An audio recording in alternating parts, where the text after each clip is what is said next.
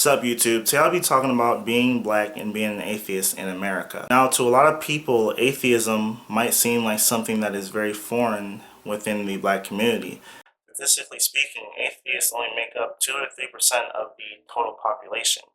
Now you can look at the non-religious or people who answer non-religious and it's about 15%, but the percentage of people who claim or pretty much state that they're atheists is around 2 to 3, or some surveys might be like 1%, other surveys I see might be like 5%. And within the black community, we're only half to 1 percentage point of the total African American population within this country. Religious affiliation and beliefs in a higher power are the highest with African Americans than any other racial group in this country. When I was growing up, I very rarely met someone that said they didn't believe in God. I probably only came across 1 or 2 atheists growing up, and the vast majority of black people that I know and that I met, and the vast majority of people in my family believe in some sort of God or a higher power. Now, this has a lot to do with our history. Religion has played such a large part in our communities that to say you're an atheist, you can be shunned or outcast. I have actually had people say that I'm demon possessed, and one time when I was playing basketball at this court by my mom's house, I don't know how we got on the topic of religion, and I said I was an atheist, and one of the people who I was playing basketball with just straight up and left. And this is the kind of stuff that black atheists have to deal with. And it's very unfortunate because atheism is just the outcome of being a critical thinker.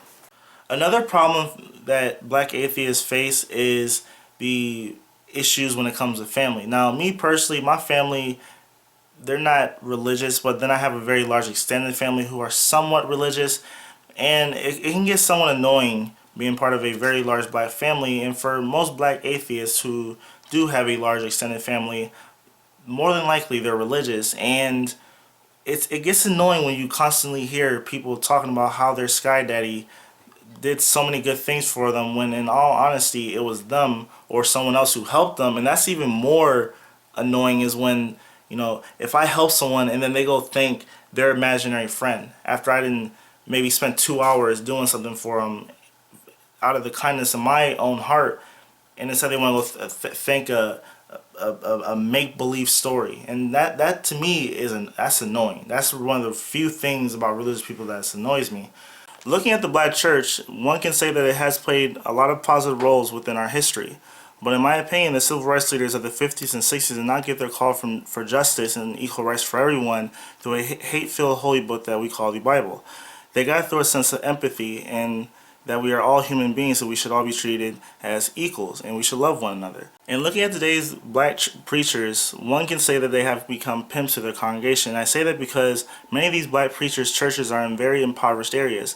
And these impoverished areas, the people, they have not a lot of hope to move up economically. And these preachers, they sell them a false sense of hope through saying that if you donate money to this church, somehow later on in life you'll be blessed.